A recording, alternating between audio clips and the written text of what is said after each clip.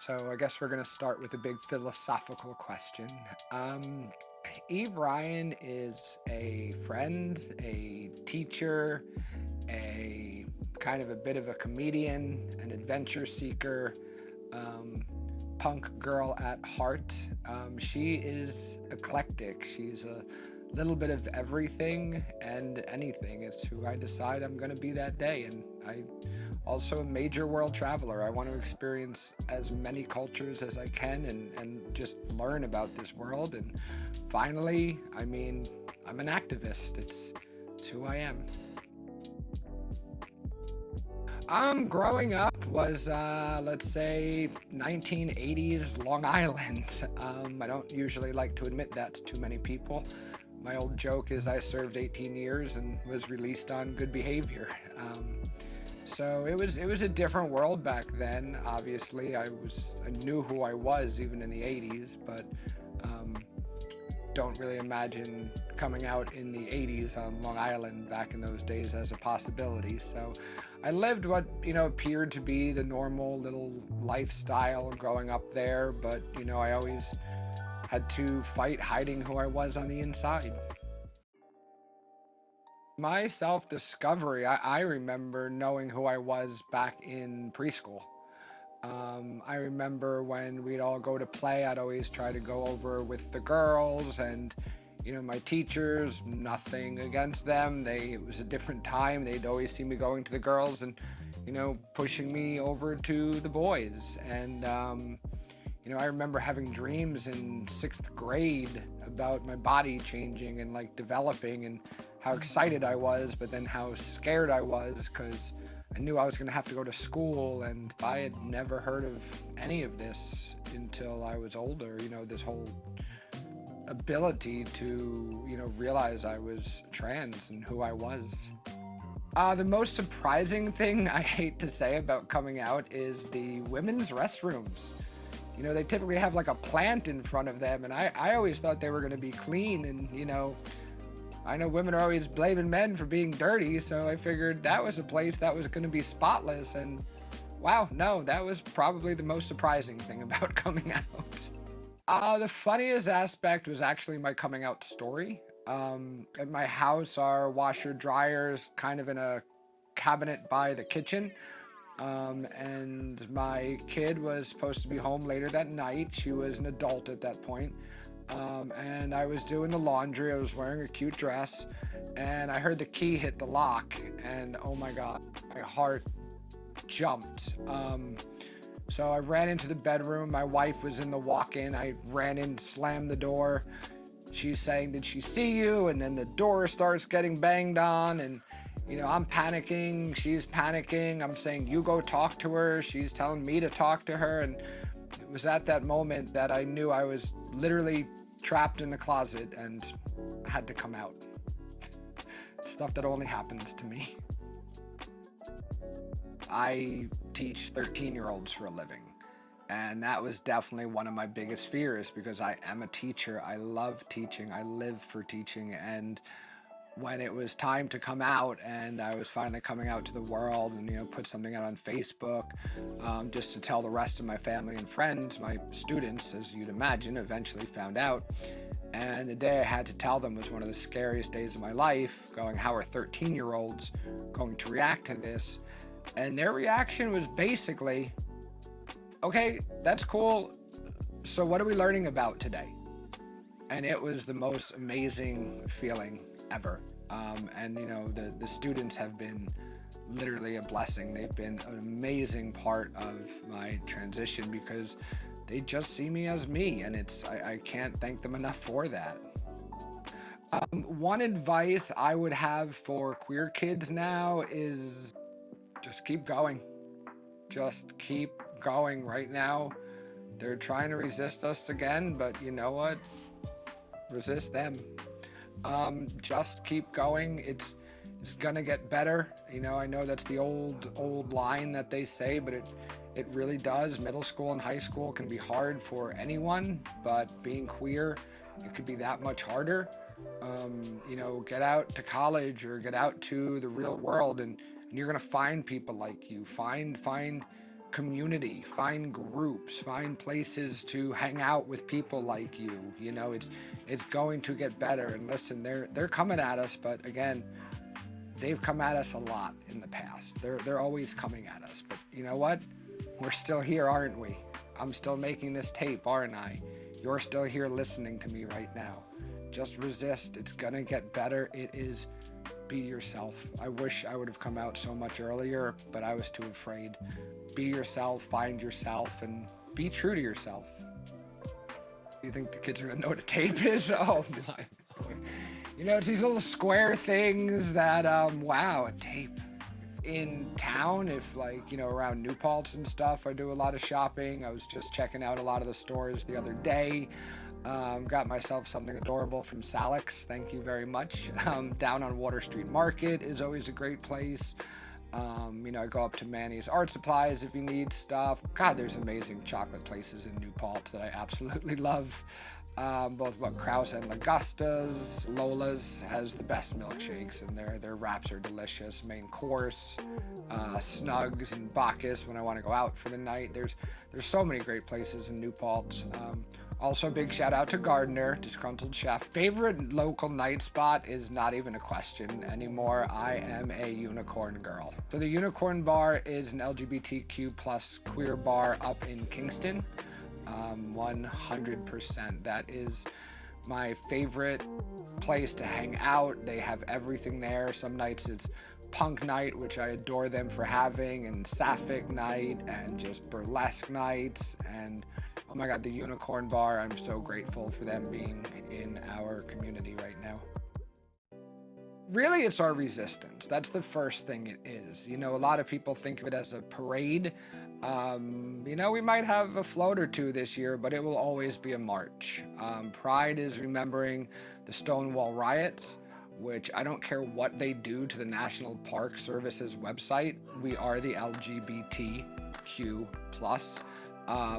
Do not take the T out. Do not try to divide us. That's what they're trying to do this year. They are trying to divide us. We need to all be together. Intersexual, asexual, lesbian, gay, bi, trans, I mean, you name it, two-spirit, we are all together. This year more than ever, it reminds us that we are marching down that street. We deserve to be here. We deserve our lives. We deserve our happiness. We are going to resist. We are going to be loud.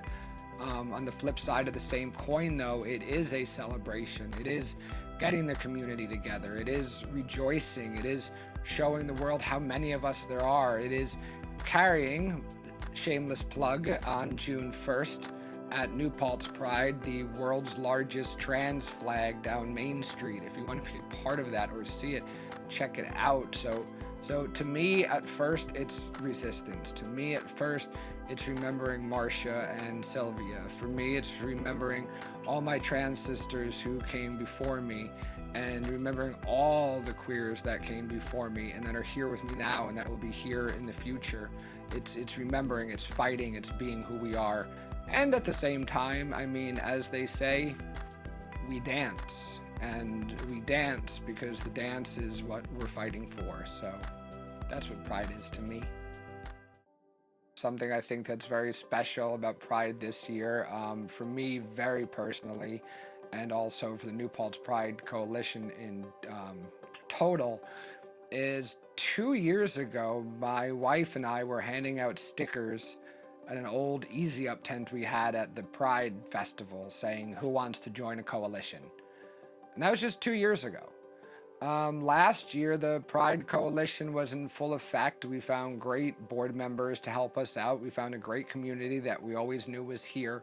And we co-hosted the Pride March with the Mid-Hudson LGBTQ Center in Kingston. And that felt amazing to me. And this year, because there now is a march in Kingston, the LGBTQ Center and the Hudson Valley one will be working with them.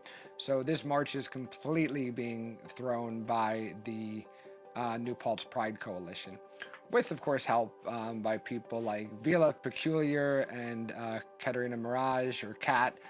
They're helping with the entertainment. We have a lot of other people that are very involved, the Iron Mavens. We have a huge group of people helping, but It's amazing that 2 years ago, me and my wife were handing out stickers, and now this is the New Paltz Pride Coalition Pride March. And I love that, the last several years, Alex Wojcik has been doing, a lot of this on her own. And, at the end of the day, Pride actually surprisingly costs quite a lot of money to put on. And it was always a few people struggling to get it together. But, now we have this Pride Coalition, and we have this great group of people working to throw this together. And it just makes me feel so much, more secure about Pride going forward, that we have this group behind it now. So it's another thing that's special this year about Pride.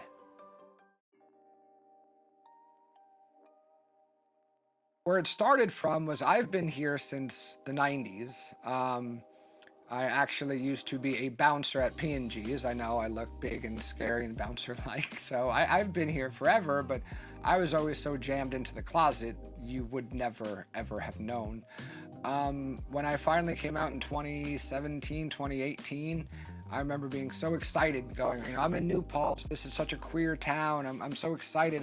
It's been like 38 years, even though I'm still only 29. So I was so happy to be out. And then there was no one. I couldn't find anybody. I felt really alone. And then Pride came up in 2018, and it was like, wow, here's everybody. This is great. And then Pride ended, and everyone seemed to disappear again. So it, started kind of getting lonely about it.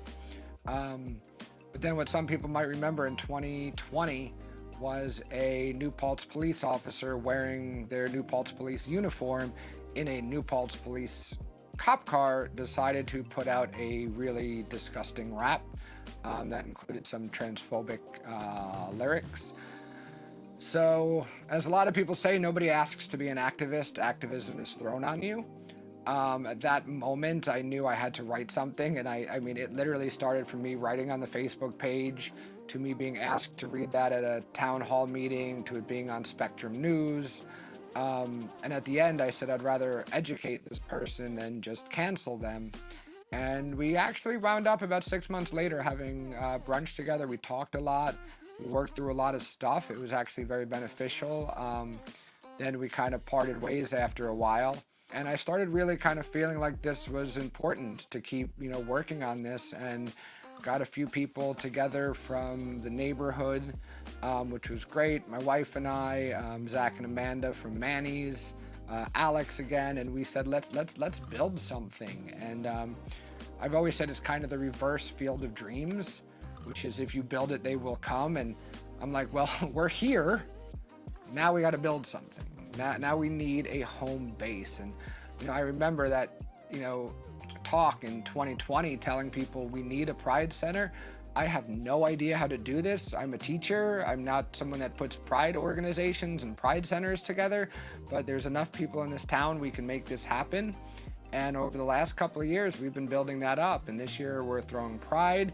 We are also throwing an event on June 6th called the Gala, or the Flourish Gala. It's gonna be at a beautiful farm in Highland, New York, called Liberty View Farms. They do weddings there. If you're ever interested, gorgeous place. We're gonna have farm to table food. We're getting beer. We're getting liquor, wine. I mean, it's gonna be soup to nuts, beautiful high-end event. Check out our website if you're interested, newpaltzpridecoalition.org, shameless plug. It's going to be an amazing event. We have the co-founder of the Trevor Project is going to be out there, which to me is, probably shouldn't hit the microphone. To me, that's a dream come true to be able to honor them. They are such an important person in my life. Daryl Wheeler, the president of SUNY New Paltz, will be there. We'll be honoring him as well. So it's going to be a fantastic time. So the reason we want to get a center is because we want to be able to help out the community in whatever it needs. We want to work with New Paltz and help New Paltz, and we kind of feel having a home base for that will make it very much more possible and realistic. We always get, hey, wouldn't it be great if you had a senior queers event? And, I always say that would be, and let us help you start something. You know, we have a social media following now. We have our website. We have places where we host meetings. We could help anybody start up whatever they want to. This is for everybody. If you think we could do something better, please reach out to us, help us. That's what we ask for everybody. This is a coalition. Let's put something together and make something amazing happen.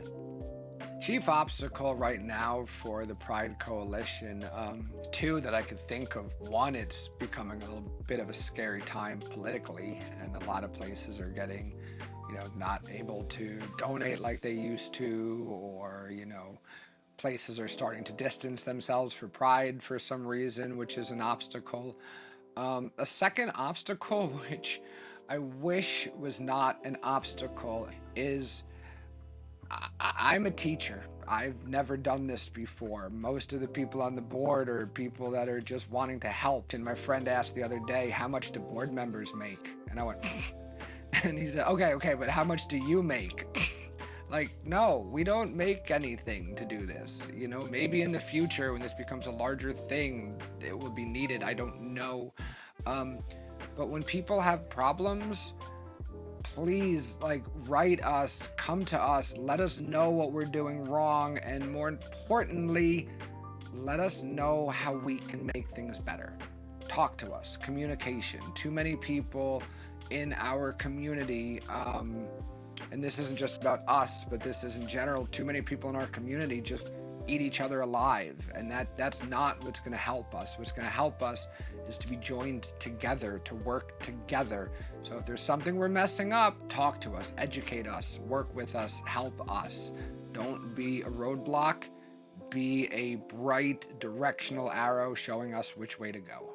So some of the events we do, obviously Pride, we're doing the gala. Last year we did a Love is Love 20th anniversary of same-sex marriages in New Paltz drag brunch. That's a lot to say, where we had Jason West, the mayor that did the weddings, come back and actually do a 20-year marriage renewal for a beautiful couple. We do a holidays party every year for families. We just started doing that at SUNY New Paltz now.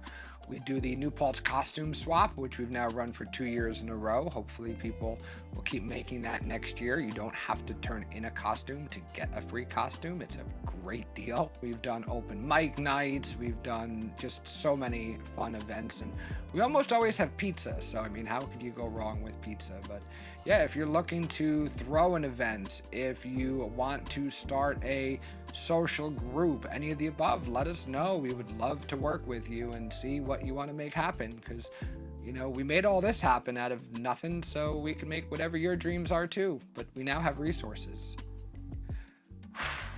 All right, so I actually used to make pizza at Gourmet. I was that person in the window for a while. So my favorite pizza, though, if you have to really learn from an old pie person, you get a nice hot slice of pizza, and you get 2 handfuls of cold mozzarella cheese, and you just cover that baby in cold mozzarella cheese. You're welcome.